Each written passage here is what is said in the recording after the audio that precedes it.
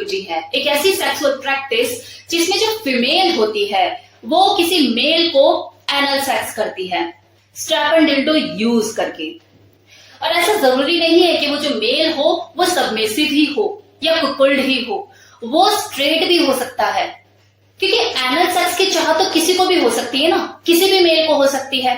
ऐसे कितने ही ऐसे मेल होते हैं जो कि एनल सेक्स करके ही स्टिमुलेट होते हैं, अराउज होते हैं, अपना ऑर्गेज्म तक पहुंचते हैं। और देखो इसके पीछे में साइंटिफिक रीजन भी है। जैसे कोई जो फीमेल होती है उसका जो जी स्पॉट होता है, अगर कोई जो मेल है उसे अच्छे से स्टिमुलेट कर दे, उसके जी स्पॉट को अच्छे से स्टिमुलेट कर दे, तो वो बहुत ज्यादा अराउज फील करती है और इतना अराउज फील करती है कि वो स्क्वाटिंग तक करती है कुछ फीमेल तो। सेम इसी तरह से मेल के अंदर भी ये चीज होती है, उसके अंदर पी स्पॉट होता है। P spot stand for prostate gland, जो कि पेनिस और रेक्टम के बीच में लोकेटेड होता है।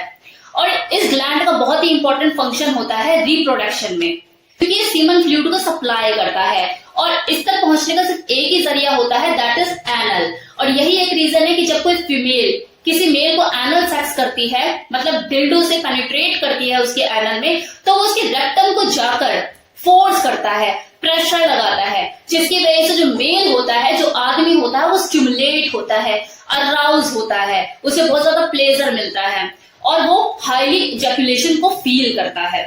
इनफैक्ट कुछ मेल तो इस तरह से प्लेजर फील करते हैं कि उनकी मॉर्निंग तक निकलती है। मतलब आपने सुना होगा कि खुद भी देखा होगा कि फीमेल ज्यादातर सिस्कारियां भरती हैं, लेकिन कुछ मेल ऐसा प्लेजर फील करते हैं एनल सेक्स के थ्रू कि उनकी सिस्कारियां निकलती है। पैगिंग जो सेक्सुअल एक्ट है, ये ना सिर्फ उसके लिए प्लेजरेबल होता है जो इसे करवाता है, बल्कि उसके लिए भी कहीं ना कहीं प्लेजरेबल होता है जो इसे करता है। आई मीन वो फीमेल जो कि अपने मेल पार्टनर को पैगिंग करती है, एनल सेक्स करती है, ये कहीं ना कहीं उसके लिए भी प्लेजरेबल होता है। कैसे बताऊंगी अभी। वो मेल जो कि एक बार इस एनल सेक्स का मजा ले लेते हैं, वो इस प्लेजर को फील कर लेते हैं, फिर वो रुकते नहीं है, फिर वो अपनी वाइफ से हर हफ्ते 2 हफ्ते में ये डिमांड करते ही रहते हैं कि भाई मुझे एनल सेक्स करो, डिल्डो से मेरे को पेनिट्रेट करो। और जो वाइफ है उसे भी मजा आता है, कहीं ना कहीं वो भी इस फीलिंग को एंजॉय करती है। शौक लग रहा है ना आप लोगों को सुन के कि ऐसी भी वाइफ होती है जो अपने हस्बैंड को एनल सेक्स करती है और एंजॉय करती है? तो ये होती हैं, इसलिए एंजॉय कर पाती है क्योंकि ये दोनों जो कपल होते हैं हस्बैंड वाइफ, ये होते इसी ओपन माइंडसेट के हैं। वो अपनी फैंटेसी को खुलकर जीते हैं, ना हस्बैंड अपनी वाइफ से कुछ छुपाता, ना वाइफ अपनी हस्बैंड से कुछ छुपाती। अगर उनकी वो फैंटेसी है तो वो चीज को समझती है, छीछी शेम शेम नहीं करती है। इनफैक्ट ये तो ऐसी वाइफ होती है, इस तरह की फीमेल होती है कि वो तो पूरा मूड बनाकर रखती है जिस दिन पैकिंग करनी होती है। मतलब अपने हस्बैंड के घर आने से पहले, ऑफिस से घर आने से पहले वो पूरा वो माहौल बना के रखती है। बेड पर पैंटी लाके रखेगी, लाइक पिंक या रेड कलर की अंडरगारमेंट्स फीमेल वाले, और बोलेगी अपने हस्बैंड को जाओ शॉवर लेकर आओ। और उसके बाद उनका जो होता है रोल पे वो शुरू होता है और वो फिर स्टिमुलेट करेगी डिल्डो के साथ। हस्बैंड ने पैंटी पहनी होगी, सारी चीजें, और वो उसे स्टिमुलेट करेगी, फिर बाद में पेनिट्रेट करेगी। वो एंजॉय करते हैं दोनों इस चीज को। वहां एक तरफ हस्बैंड एंजॉय करता है, प्लेजर फील करता है, वहां जो उसकी वाइफ होती है वो एक फीमेल सुप्रीमेसी को एंजॉय कर रही होती है। अब आप बोलेंगे कि ऐसे कैसे मजा आता है, किसी स्ट्रेट मेल को हम तो सोच भी नहीं सकते। तो डियर देखो, ये जो बॉडी है ना, ये जो ह्यूमन बॉडी है, ये पूरी एंजॉयमेंट की चीज है। बस आपको वे पता होना चाहिए, आपको तरीका पता होना चाहिए।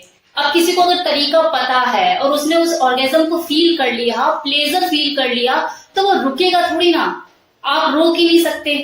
अब अगर एक आदमी को लालच है कि मुझे एनल सेक्स ही कराना है, मेरे को प्लेजर फील होता है, राइट, तो आप उसे रोक लोगे क्या? आप नहीं रोक पाओगे। किसी फीमेल को अगर जी स्पॉट पे स्टिमुलेट किया जाए, वो प्लेजर फील करती है, स्क्वाटिंग करती है, तो उसे बार बार वो चीज चाहिए होगी। तो आप उनके जीने का तरीका, उनके प्लेजर फील करने का तरीका नहीं रोक सकते। तो ऐसे में अगर कोई मेल इस चीज को फील कर लेता है, फिर उसे वो चीज चाहिए। और एक चीज और होती है कि कुछ लोग ऐसे होते हैं जो रूटीन सेक्स से बोर हो चुके होते हैं, उन्हें कुछ नया चेंज चाहिए होता है लाइफ में।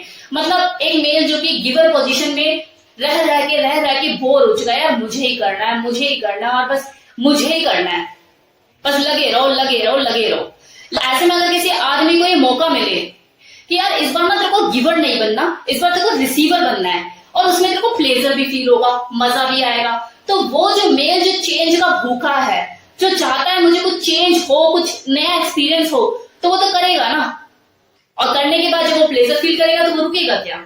अब देखिए कुछ फीमेल भी ऐसी होती है जो डोमिनेट नेचर की होती है, उनका मन होता है वो किसी मेल को डोमिनेट करे और सेक्सुअल वे में डोमिनेट करे। तो ऐसे में वो जो पैगिंग होती है उसे वो उसकी सेक्सुअल फैंटेसी को पूरा करने में मदद करती है। उसको अच्छा लगता है कि उसने किसी मेल को झुकाया और झुकाकर उसको एनल सेक्स किया, उसे पेन दिया, वो उसको पेन दे रही होती है, लेकिन उस मेल को जो वो आदमी होता है उसे उस पेन में मजा आ रहा होता है, तो वहां उसकी फैंटेसी पूरी हो रही होती है। तो यहाँ पे दोनों ही अपने अपने तरीके से एंजॉय कर पाते हैं।